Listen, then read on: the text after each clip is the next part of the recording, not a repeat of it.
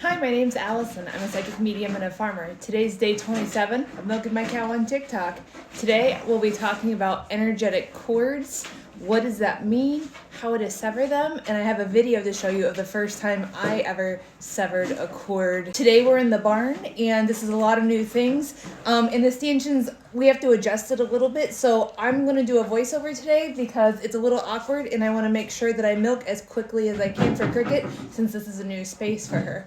An energetic cord is another way to talk about the connection between you, your soul, your spirit, and another soul in human form, or maybe animal or plant form, or possibly an event that you have experienced in the past. But for today's video, I'm going to focus specifically on the energetic cord between ourselves and other humans on this planet.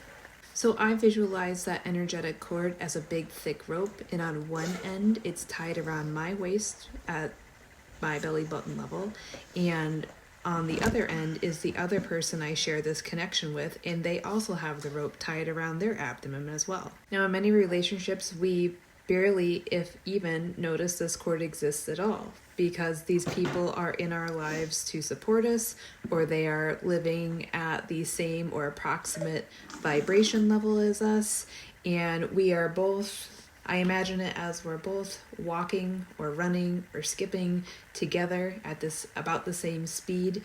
And so when we are moving in sync with each other, the rope between us doesn't cause any issues. We might drag on the ground a little bit, but we're both pulling our own weight, so to speak. But life isn't all peachy, dreamy, sunshine, rainbows all the time, and sometimes the people that we have a relationship with, be it romantic, platonic, professional, whatever, they might be going through some ish, or we might be going through some ish, and we might feel the little tug of that energetic cord a little bit due to the fact that we're not quite in sync, maybe not quite as close of alignment as we used to. Our vibration level may not be as similar as normal. You get the idea.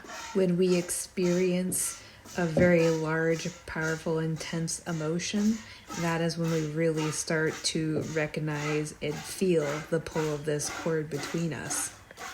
This may be like one or the other or both people experiencing grief through death or other sort of loss. It could be infidelity. It could be an unexpected job loss. It could be struggles with addiction.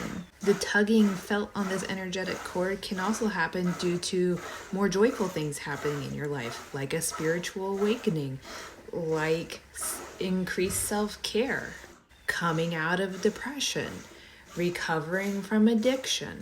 Any big shift or experience in your life is bound to start tugging on some or even the majority of the energetic cords you have with the people in your life.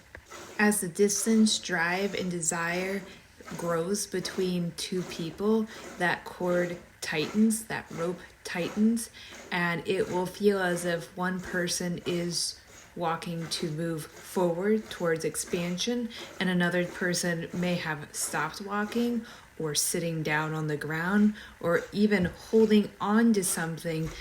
Let's call it a rock, like holding on to a past experience that they're not willing to let go of. And now no one can walk on their path because of the strain, because of this cord, because of this strained connection between you and another human. When we put in effort to repair our relationship, in this visual with the rope around our waist, that's the equivalent of one person trying to assist to get the other person back onto their feet and keep moving towards expansion. It could also look like both people still moving forward, but the person moving forward the most is feeling the tug and feeling the weight and having to pull the other person along a little bit. At the end of the day, the cord can only stay intact if both parties are willing to work on and repair the relationship so that that energetic cord is relieved of the tension. But unfortunately, sometimes we need to cut the cord between us and someone else for a multitude of reasons.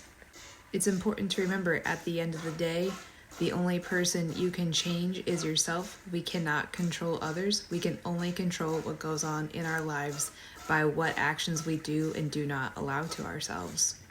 We've all had to end a relationship physically before, but how do we end a relationship energetically?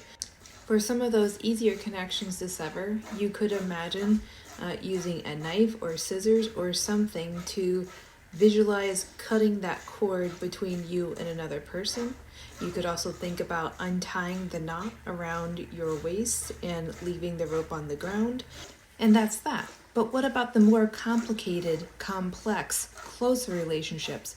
How do we sever the ties between us and people in our inner circle?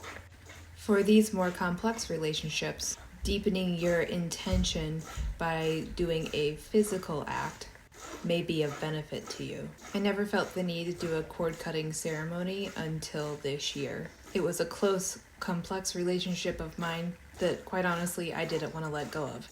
But I knew I had to in order to follow my highest and greatest good.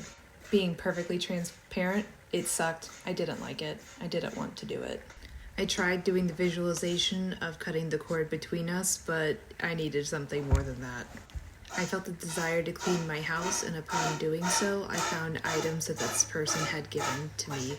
I like to repurpose things, so I made sure everything found a good home where it would be loved and used by someone else. But when I found a handwritten note, I didn't know what to do with it. I didn't want to recycle it. I didn't want to trash it. That just didn't feel right to me. I asked my higher self what to do, and the response was quick and clear. Burn it. Say what you mean while burning it. Also record it. And I was like, you got it, boss. Whatever you say, I do. Higher self, you know what's up. You know what's best for me. So I went out to the deck. I had the handwritten note and a lighter and a water pitcher that was my grandpa's. He used it to fill his coffee carafe every morning. I used it to water my plants. It felt important and good to choose a vessel for the water that had meaning and good energy in it. I am all done with you. I really, really mean it. Goodbye. Did you hear that pop right as I said goodbye? I was so surprised about that pop that happened the instant I said goodbye. I feel like my higher self wanted me to record this, one, so I couldn't gaslight myself with the fact that this happened, and two, so that I could have this video to use as a teaching tool for those who may be confused on how to do a cord cutting ceremony in their own homegrown, homebrew sort of way.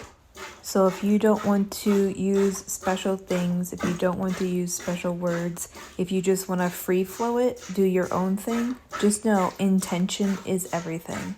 The only thing you truly need is the desire and intention to cut that cord.